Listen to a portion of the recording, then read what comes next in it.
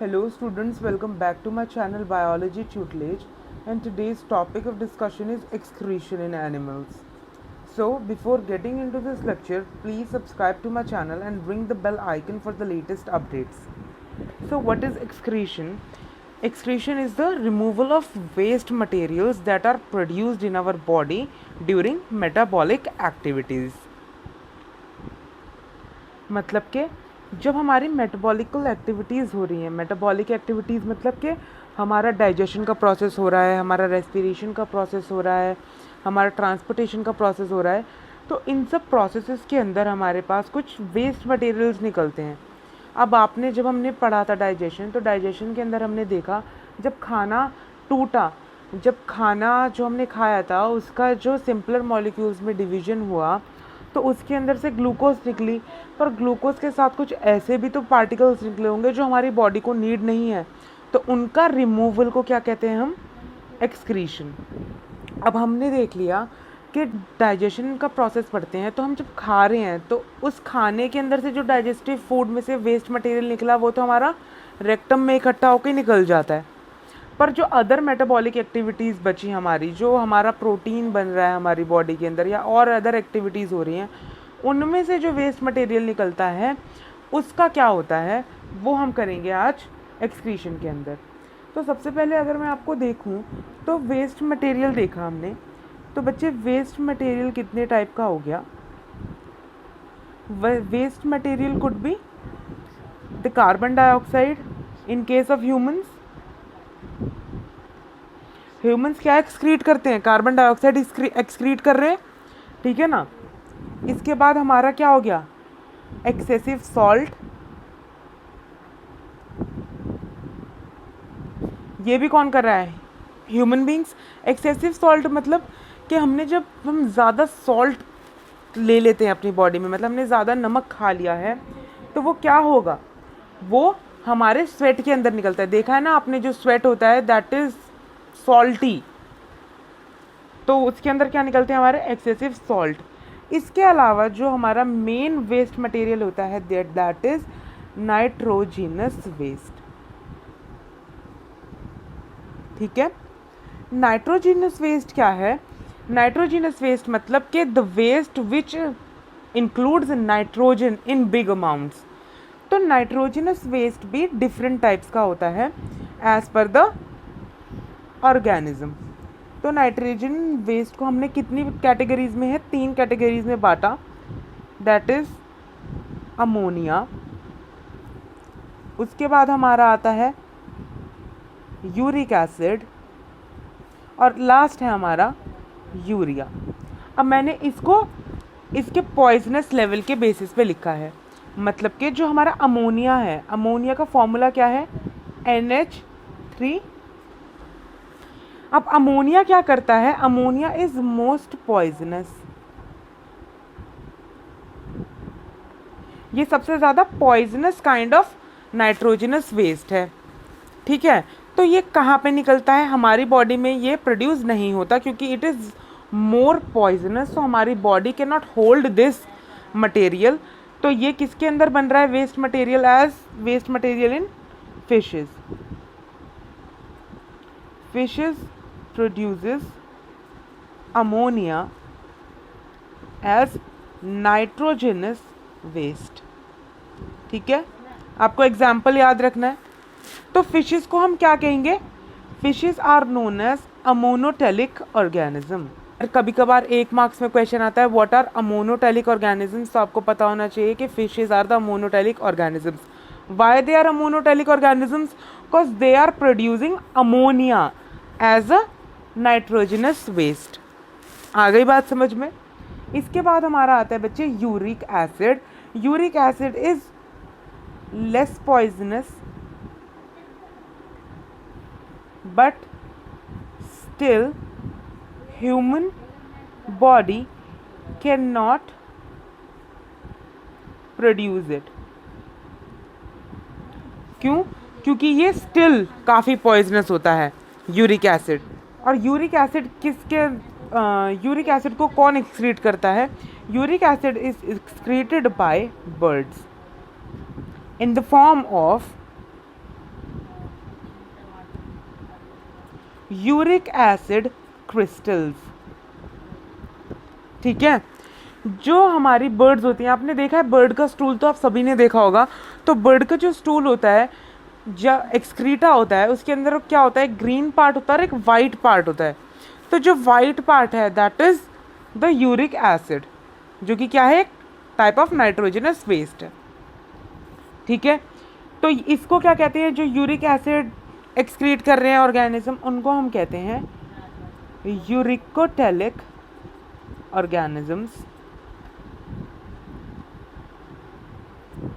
इसके बाद हमारा लास्ट बच गया यूरिया।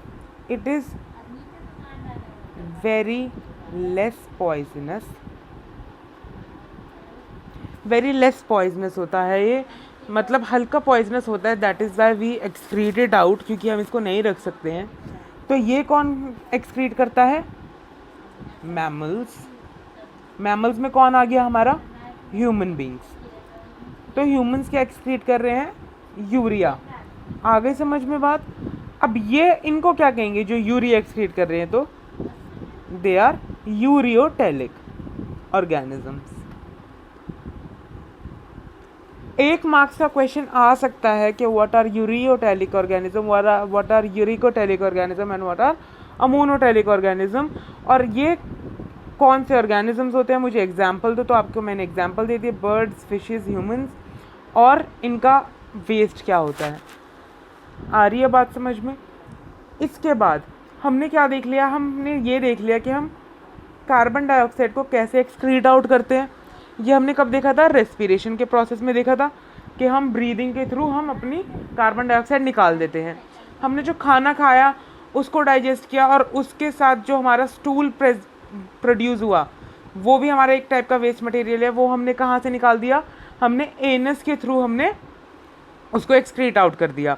अब क्या बचा हमारा, नाइट्रोजनस वेस्ट। नाइट्रोजनस वेस्ट क्या है हमारा ह्यूमन में, यूरिया। और यूरिया को हम कैसे निकालेंगे, there is an another special system that is called excretory system, जिसकी हेल्प से हम यूरिया को हटाएंगे। अब यूरिया प्रेजेंट कहाँ पे हमारे, urea is present in blood. तो हमें क्या करना पड़ेगा, जो हमारा यूरिया है वो ब्लड में प्रेजेंट है, तो हमें ब्लड को फिल्टर करना पड़ेगा, और ब्लड के फिल्टरेशन से हमको क्या निकालना पड़ेगा, यूरिया को बाहर निकालना पड़ेगा। ठीक है, आ गई बात समझ में।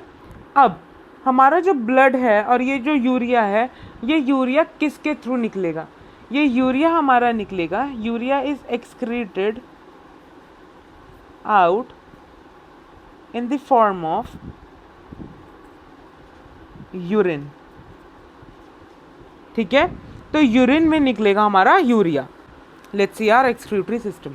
सो guys, here you can see the excretory system. Excretory system के अंदर हमारे पास क्या है, दो kidney, there is a renal artery, aorta आ रही है, वीना केवा जा रही है, there are two pipes and there is a bladder. So देखते हैं कि कौन सा पार्ट क्या है। In our excretory system we got two kidneys. Kidney are the main filtration organs, और इनके अंदर भी एक main functional unit होती है किडनी की, which we'll see in the next lecture. So we got two kidneys, left kidney and right kidney. Left kidney is quite upper than the right kidney. Okay, and here we can see aorta and vena cava. So अब हमको देखना है कि मेरे पास aorta I, I know aorta आई, तो what is the purpose of aorta, वो क्या करेगी, ब्लड को हार्ट से लेके आएगी और कहाँ पे लाएगी, ऑर्गन्स के पास लेके आएगी। सो एओर्टा क्या कर रही है, इसकी ब्लड का सप्लाई कर रही है किडनीज़ के लिए। ठीक है, और क्या कर रही है, एओर्टा के साथ साथ कुछ आर्टरीज आई, एओर्टा के साथ साथ कौन सी आई, कुछ आर्टरीज आई, जो कि क्या नाम है, रीनल आर्टरीज, जो कि क्या देंगी, ब्लड को कहाँ देंगी, किडनीज़ के अंदर पहुंचाएंगी, दोनों किडनीज़ के अंदर। कौन, रीनल आर्टरी। ठीक है ना, हमको क्या पता है, arteries take blood from heart to body और बॉडी पार्ट्स और ऑर्गन। तो रीनल आर्टरी किडनी के अंदर लेके आई ब्लड, ब्लड किडनी के अंदर फिल्टर हुआ तो जो ब्लड हमारा फिल्टर होके बच गया वो ब्लड कहाँ जाएगा, वापस रीनल वेन के थ्रू कहाँ जाएगा, हार्ट के पास। आ गई बात समझ में? क्यों? क्योंकि वेन क्या करती है, vein takes blood from body to the heart, ठीक है।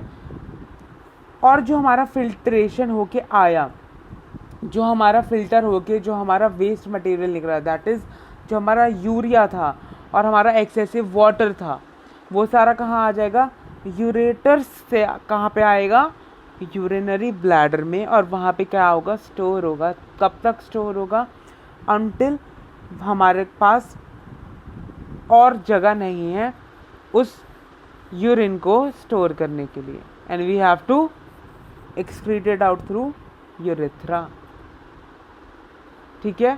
तो आज हमने क्या देखा, सिर्फ और सिर्फ हमने ओवरव्यू देखा एक्सक्रीशन का। हमने देखा कि हमारा एक्सक्रीटरी ऑर्गन कैसे दिखते हैं, हमारा एक्सक्रीटरी सिस्टम कैसा दिखता है। I hope you like this video, so please give it a thumbs up, share it with your friends and classmates, comment down your doubts and appreciation, and please subscribe to my channel. Thank you.